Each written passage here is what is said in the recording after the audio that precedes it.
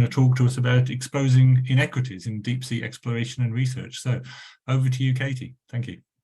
Thank you, Adrian. I'm going to share my screen. How does that look?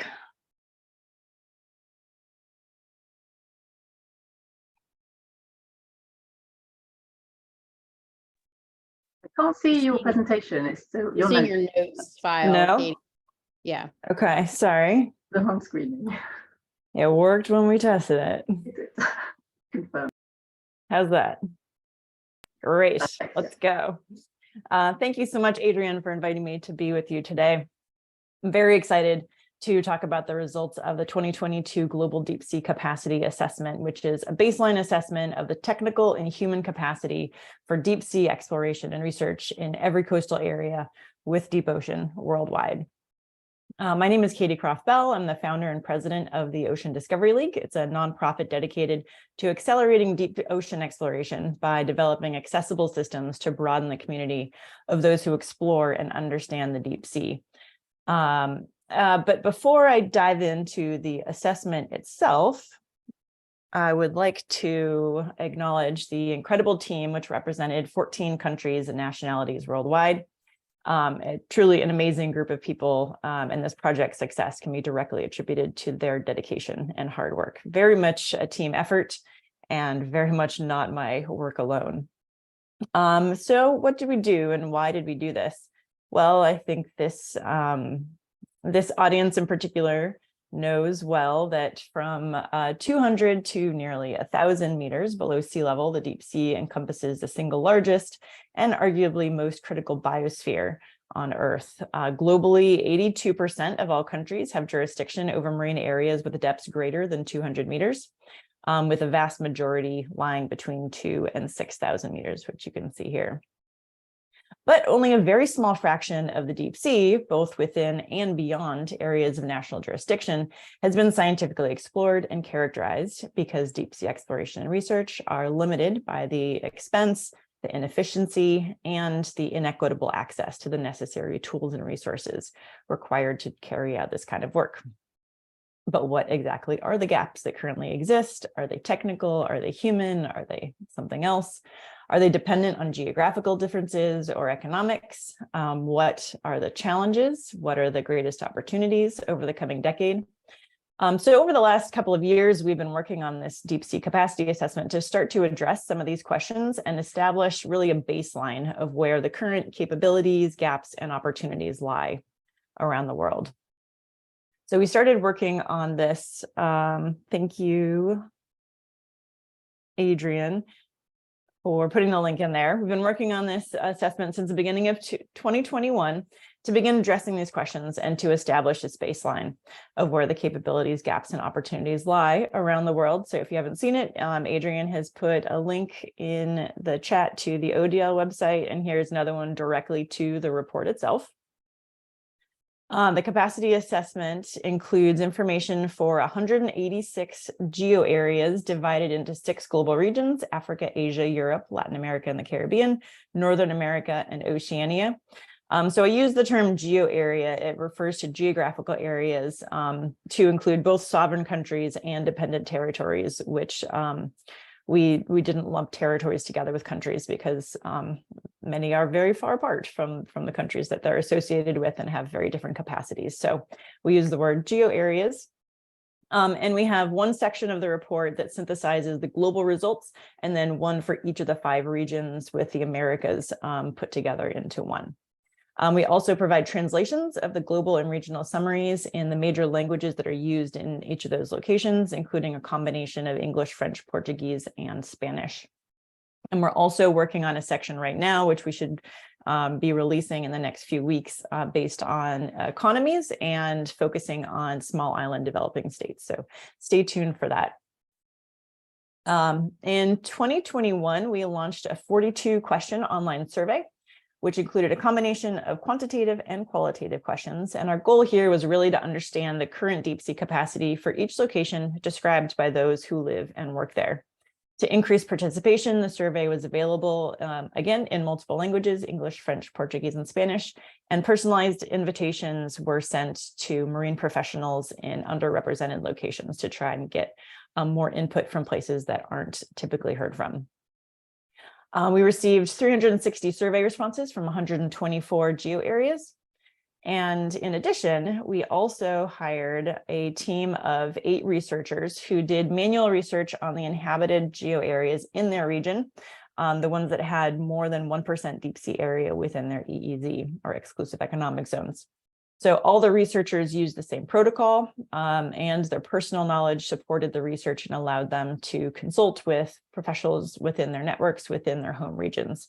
And we conducted research on 180 permanently inhabited geo areas that, again, had more than 1% deep ocean within their EEZs. And to summarize the kinds of data we collected through both of these 2 methods, with a survey, we documented the presence of marine industries and organizations, such as government agencies and universities, as well as respondents' access to and satisfaction with different types of vessels, deep submergence vehicles, sensors, and data tools, and the importance of those tools for their work and what kind of impact increased access would have for them. We also asked survey respondents about the top 3 challenges and opportunities for deep sea science and exploration, in their opinion, and specifically for them and their communities. And with the research work, we documented the presence of industries, organizations, vessels, deep submergence vehicles, or DSVs, and sensors and data tools. So with these data, we can compare a lot of things between the different geo areas, as well as at regional and sub-regional levels. And first, we looked at the survey respondents' level of agreement with 3 different statements. One was that they have in-country deep sea tools and technology, so that will be represented on the x-axis. That they have deep sea in-country expertise on the y-axis, and that deep sea exploration and research is considered important in their geo area, and that will be indicated by the size of the bubbles. Higher values for each indicate higher agreement with each of those statements. So each of these bubbles here represents a group of subregions with similar responses to these questions. For example, respondents for the subregions in groups A and B said that they had the highest levels of tools and expertise, and respondents for the subregions in group F, E and F said that they had the lowest levels of tools and expertise in their geo area. And subregions in groups A, D, and E, you can see by the size of the bubbles, agreed the most that deep sea exploration and research was considered important in their location, while respondents for the other ones generally disagreed with that statement. And we're going to see this graph again when I get into the key findings. We also were able to use a combination of the survey and research data to calculate 3 indices to be able to, again, compare locations, this time in terms of the presence of, access to, and satisfaction with various types of capacities. So the first was the presence index, and this one shows our presence index for vessels, and the colors are by region. You can see a relatively high presence of vessels around the world. You can see a lot of 5s there in the 5 column. And we also calculated this for deep submergence vehicles, sensors, data tools, organizations, and industries. So we have similar graphs for all of those different capacities. We also calculated an accessibility index. So this was based on the survey data, the respondents' responses that they had access to various types of tools, specifically vessels, deep submerged vehicles, sensors, and data tools again. And this one shows the accessibility index for vessels. So compared to the presence of vessels or different types of vessels worldwide, we see that survey respondents had a relatively low access to different types of vessels. And finally, we have a satisfaction index, which is also based on the survey data and is presented by subregion. This is based on survey respondent satisfaction. Again, vessels, DSVs, sensors, and data tools. And like the accessibility index, satisfaction with vessels to which survey respondents had access was relatively low. You can see it's mostly 1s and 2s. So from all of this information we aggregated and analyzed, we were able to present 10 key findings from all this. And again, you're going to see similar graphs. I just wanted to explain them so that you had an idea of what you're going to be seeing in the next 10 to 15 minutes. So our first key finding was that many who consider deep sea exploration and research important do not have deep sea tools and technologies. So survey respondents for several groups of geo areas, particularly these groups D and E with the larger bubbles in the lower left-hand corner, agreed that deep sea exploration and research was considered important in their community, but disagreed that they had the tools, technology, and expertise to be able to do it. So we found that more deep sea tools are needed in locations where they're currently unavailable, particularly those that recognize the importance of this kind of work. The second key finding is that in many places there is expertise, but not technology. So we see this graph one more time. We see that all groups of subregions, with the exception of Group A, fall above the yellow line, indicating that the presence of in-country individuals with deep sea expertise exceeded the availability of deep sea tools. Again, this is based on the survey data. So the locations with the highest ratios of in-country expertise to technologies were in these two groups, C and D. So despite the lack of tools, people in these locations have in-country skills with the ability to conduct local deep sea exploration and research. Thus, more access to vehicles, deep submergence vehicles, vessels, sensors, and data analysis tools could activate available expertise in these locations to conduct locally led deep sea exploration and research. Next, more deep submergence vehicles are needed globally. So DSVs were the technical capacity with the lowest presence, access, and satisfaction worldwide.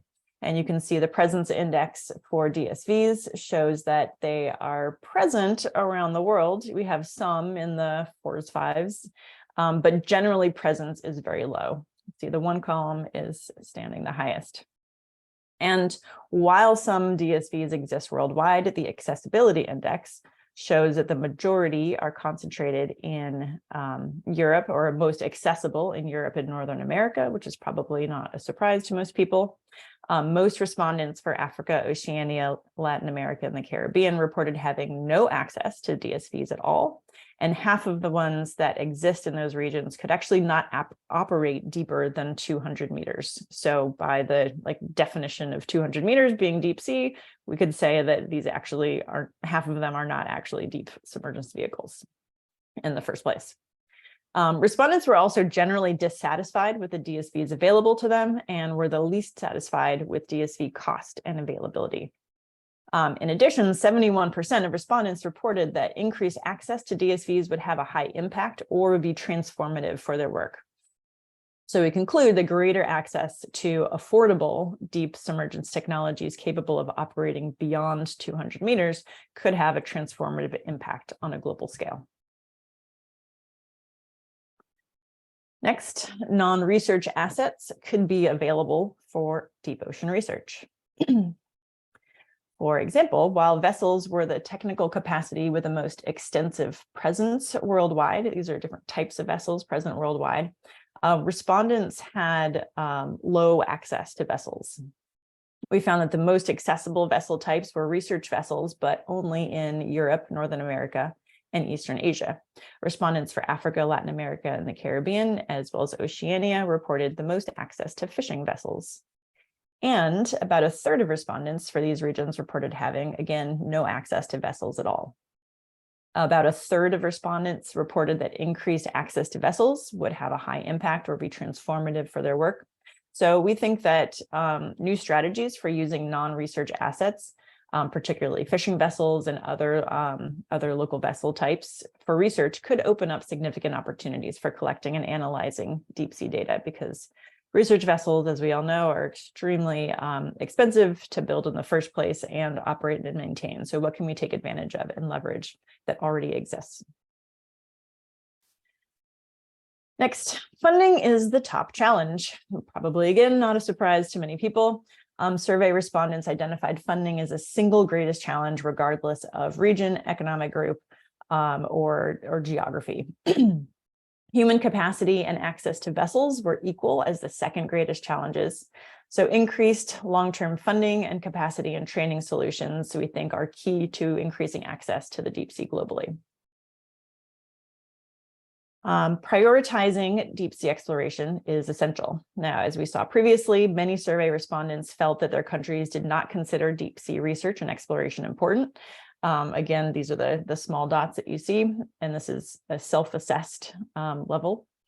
For example, the respondents in Group B reported that they have tools, they have expertise, but the deep sea research they thought was not considered important in their community. In contrast, respondents for subregions like those in Group F, where there were low levels of tools and expertise, also reported that deep sea research and exploration was not considered important. So progress in prioritizing deep sea exploration could be beneficial across the board for many countries for securing long-term support for both increased access to in-country tools and training, where they especially are needed the most.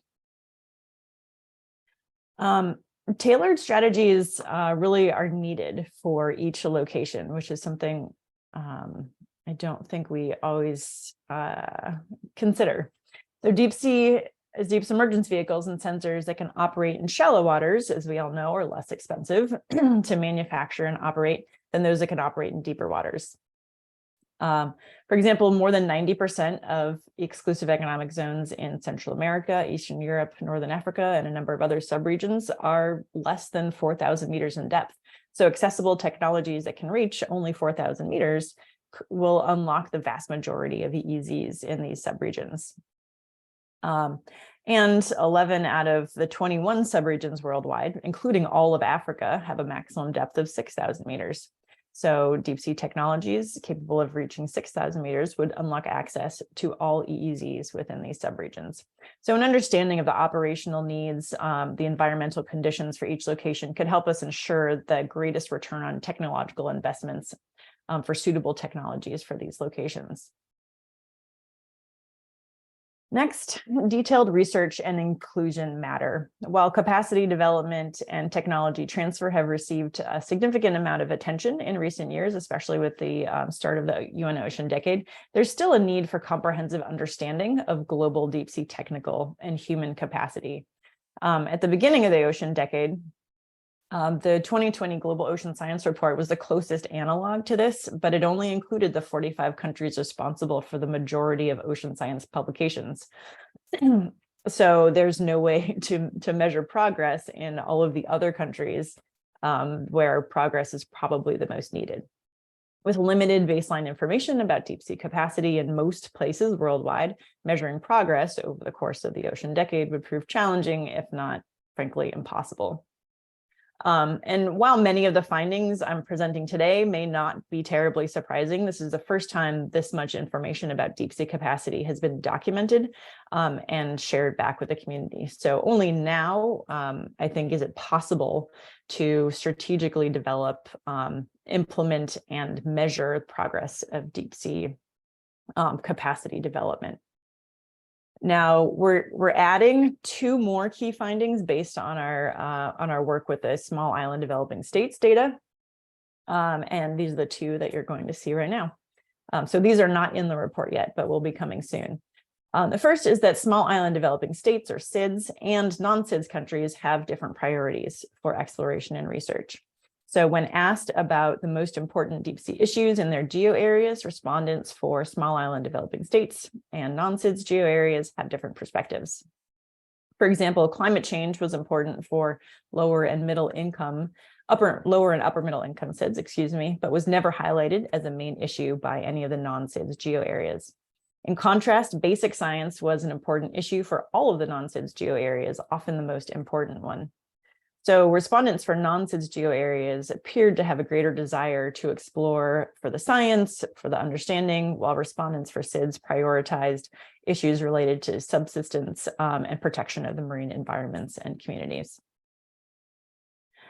And finally, training is a critical opportunity. So respondents for high-income geo areas considered less expensive data collection technologies the most exciting opportunity. That's the really tall yellow bar there, with training opportunities as a close second for high-income small island developing states.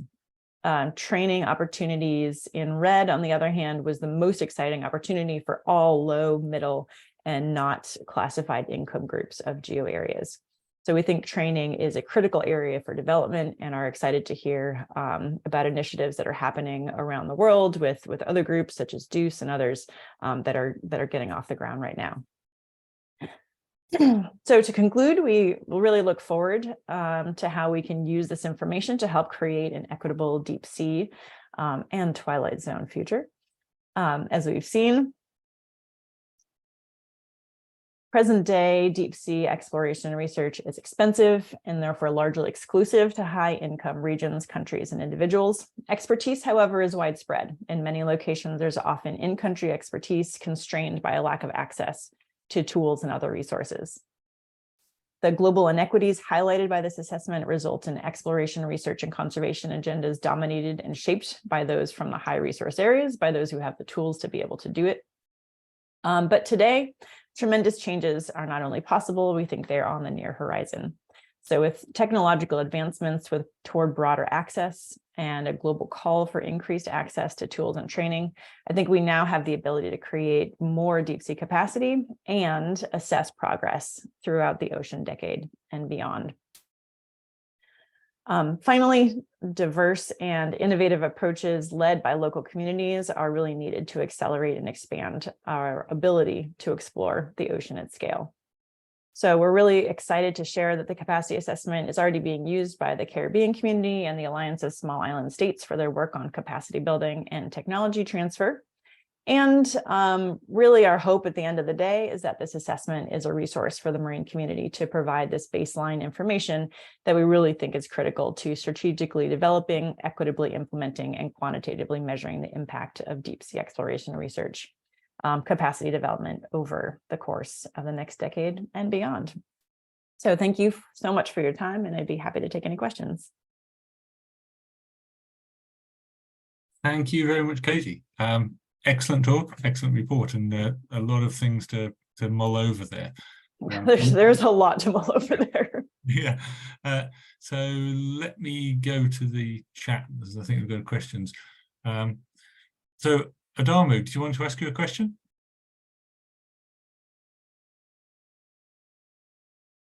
I want to ask a question. Yeah, I want to ask a question. Hello? Sorry. Hi, can you hear me? Yeah, I can hear you. Can you also hear me? Hello? Hi. Yeah, I was just wondering if you wanted to ask the question that you typed into the chat. Yeah, well, yeah, I want to ask a question. My question is, what are the methods I think come up with that could encourage other non-accessible deep sea exploration to increase their deep sea exploration? Could you hear that, Katy? It's kind of Can you hear me? that. Hello? Hello? Can you hear me? Yeah, I said, what is the method our team came up with that will encourage the increase in deep sea exploration? To encourage people? Well, one of the things that we found was that a lot of people were already interested in doing it, but they didn't have the tools to be able to do it. They didn't have the access to the vessels or the vehicles or sensors to be able to do the deep sea exploration, but they had expertise and they had the interest and the motivation was there. So that was one interesting finding that I didn't expect and was really excited to hear, because I feel like the technology development is almost easier than trying to convince people that this is important. People is always a really hard nut to crack. So I think in a lot of places there is already that motivation, which is really exciting to see. In other places it's not, right? We saw in some of those locations in the lower left-hand corner where they thought that deep sea exploration was not considered important in their community, but they were still going out of their way to fill out the survey. So I think that it might be a matter of like, maybe the government doesn't think it's important and put resources to it, which is one thing that would certainly need to be addressed where it comes to, identifying why, and that's going to be different, I think, in every location. So this work was very global, pretty high level, and I think digging into those details as to, in some places, why it's not considered important and what kind of strategies might be needed to help people who are already in those locations, who are already interested, who want to do this kind of work, but they don't feel supported in their communities. How can we create those kinds of strategies to move forward together? And I think that's going to be very it's going to need to be very location based and dependent on what those communities' needs are. Okay, thank you. Illy, you have a question. Sure, I actually have the same question. So I think that was a great response, and glad someone else was thinking the same thing. I am curious if you have any trainings planned or any kind of work in the future that you're looking forward to. Oh, we got all kinds of things. All kinds of things cooking, from the low-cost technology development work. We have a couple of camera systems that we're working on right now, tons of proposals out right now. And I have also been working with about a dozen or so test users with some of our systems. So one of them actually I have with me. This is a camera system that can go to 1,500 meters. It has a GPS temperature and depth on it. So we created this when I was at the Media Lab, and we've sort of brought it along with us to the Ocean Discovery League. And so we've been working with about a dozen or so people around the world who have been using it for various applications, like getting their feedback. So right now we're kind of trying to assess, like, okay, what are all the great things? What are all the things that we need to work on, and how do we move forward? But we have, been doing trainings, both remote, because most of this work has been done in pandemic times. We actually, my lead engineer, Dr. Jessica Sandoval, was actually just out in Washington State doing our first in-person training ever. So that's very exciting. And we've gotten great reports of cameras being deployed in tide pools. So like they can be deployed shallow, but we're hoping to go deeper. So yes, lots of things that we're excited about, and excited about the future, because I think there's a lot of possibilities here. Oh, that's great. It sounds like good stuff. So if you don't mind, I've got a question. We've just got a couple of minutes. So Yeah, absolutely. I was also struck by the fact that, the capacity to do research was in excess of sort of the facilities. So do you think the problem there is because the countries that can afford the equipment aren't sharing it well enough, or do you think there's just a fundamental limitation that there aren't enough resources out there? There aren't enough research vessels, there aren't enough deep sea vehicles? No, there aren't enough, period. Even in the places that have some of the most research vessels and DSVs, like here in the US, a lot of American researchers said, we don't have access to these things. We don't have enough of these things. So I think that there's partly just a fundamental lack of these kinds of resources, full stop, but then they're all concentrated in Northern America, Western and Northern Europe, Eastern Asia. And so they just don't get taken to anywhere else. Or if they do, it's for like one cruise and then they get sent back, and then there's nothing left behind. So that's actually one thing that we're working on, and working with a couple of ship operators on, is like, what are the kinds of tools that we can maybe create and work with them, so that if you do have a cruise in a place, that's awesome. You're enabling people in that location to be able to do something, but then as soon as your ship goes away, then they can't continue doing that kind of work. So can these lower cost technologies sort of bridge that gap where, no, they're not $1 million ROVs with the capabilities of, being able to do super detailed sampling, but could they allow you to do more than nothing? And sort of get that first look at many of the places that we all know are under and completely unexplored in many cases. All right, thank you. Yeah, that's very interesting. Very interesting. So I don't think there's any more questions in the chat, but that neatly takes us up to the end of the hour. So once again, thank you very much to both our speakers. Two very interesting talks on very different topics, but lots to think about there. As I said, I would encourage you, if you have any questions, usually the case that questions occur to you after the talk rather than in the talk, please do get in contact